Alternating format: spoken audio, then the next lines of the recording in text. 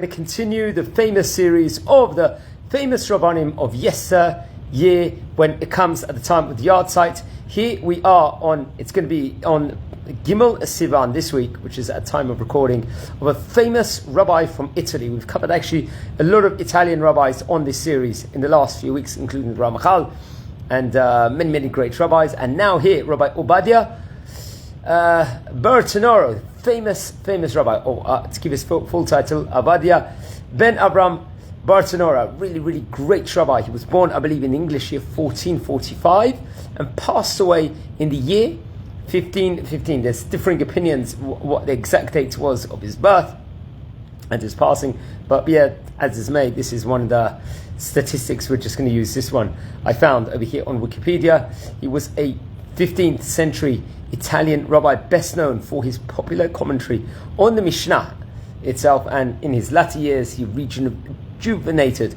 the Jewish community of Jerusalem and became recognized as spiritual leader of the Jewish people of his generation. Very important. We haven't covered many rabbis in this series from the 15th 16th century so much, but over here is a very good opportunity here on the Hilula of the great rabbi. So let's look at a bit. It was reported over that in an Italian municipal document, his name is actually recorded as Maestro Servadio di Habramo da Bartenura. Okay, with Sarviado being a translation of Ovadya over here, and Hebramo a translation of Abraham, his father's name.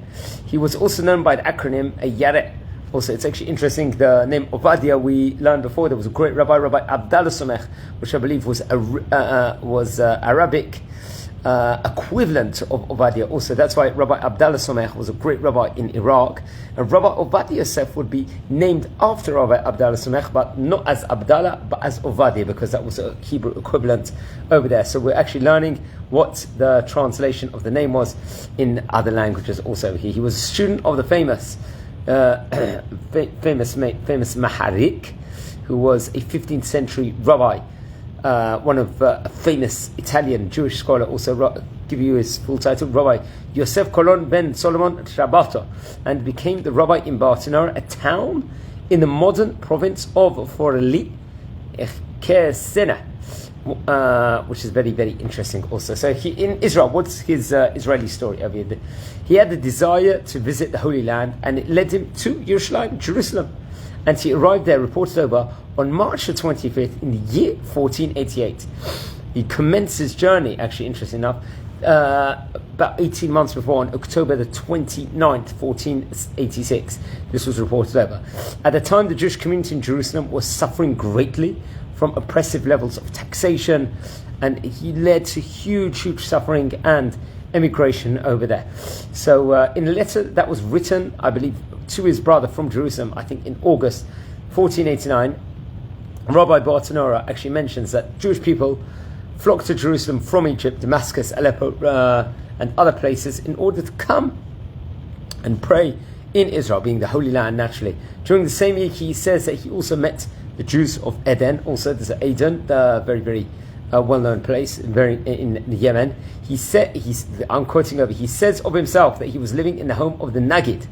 What's a Nagid, friends, over here? It's a Hebrew term meaning a prince or a leader, and that he gives regular sermons in the synagogue twice a month in the Jewish community in the Hebrew language, and that he was exempt from paying the customary tax assessed to all other Jewish citizens. Also, he succeeded in obtaining a reduction in taxation levels from the government and supported the Jewish poor using his personal wealth from Italy. So very much was very central from the role of a chesed over here and a charity.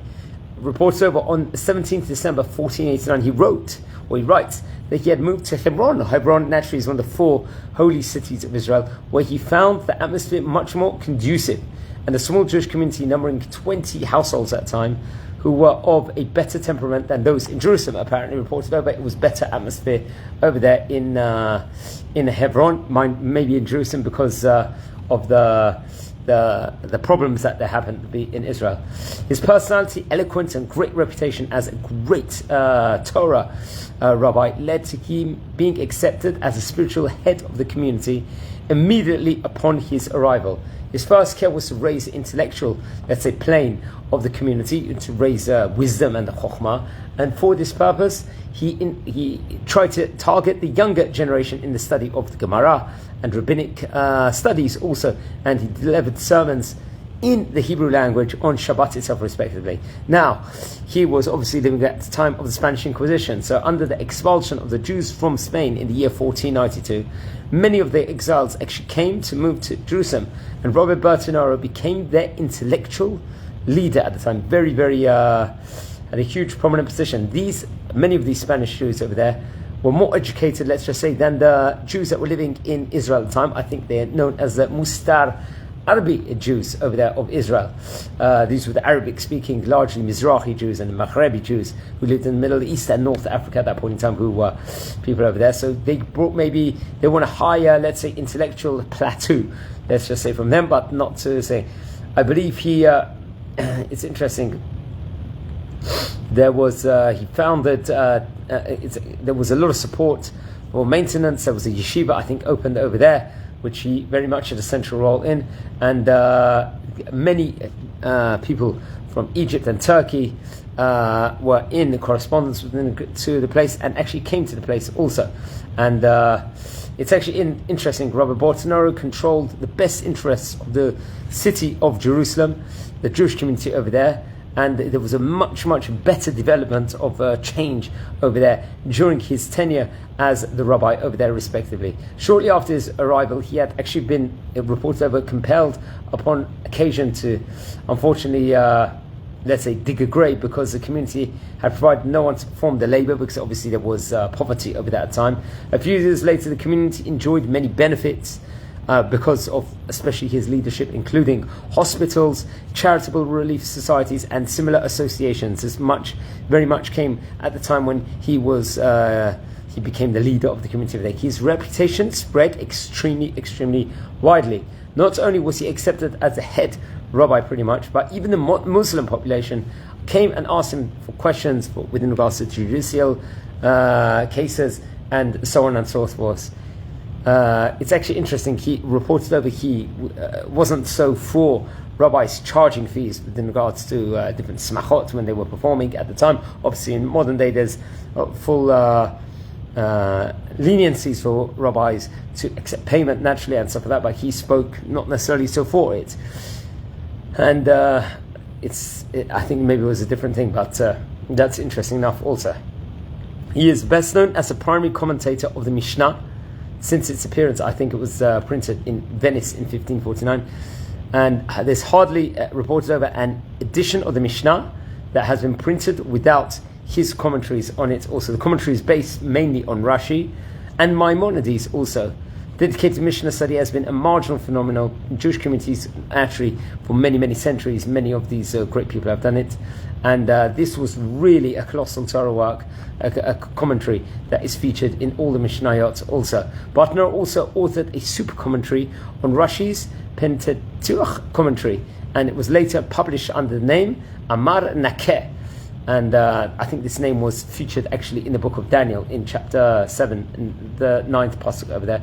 But he actually brought Piyutim also, he wrote in manuscript and stuff like that. And he was very well traveled around many different places. He wrote descriptions of his travels also, he wrote, and various letters to his relations in Italy.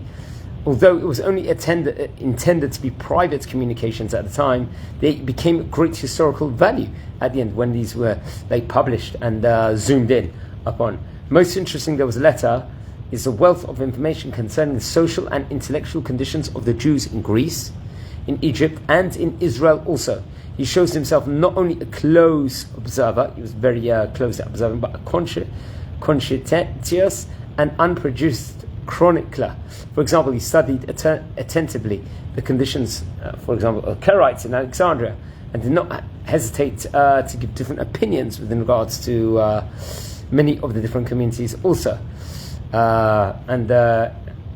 It's actually, so he was very well traveled. He had many opinions. He was really great rabbi, also one of the most famous rabbis in even nowadays, where still a lot of people are speaking about the great Chacham.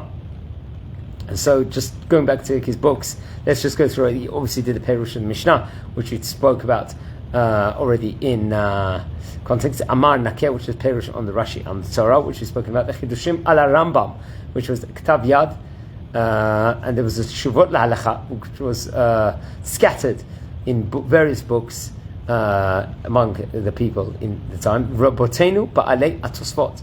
It was a Birum explanation on the Divrei Chazal over there, also, which we should speak about. There was Sefer Darchei Tzion, which was also on the, which was also a very, very important book, and the Mitalia Yerushalayim, which is different letters of Rabbi Ovadya Bartenura from Eretz Yisrael, from the land of Israel, which we just touched upon before, and Igrot to Eretz Yisrael, also very, very interesting. He wrote many, many different great books. His Hilula over here.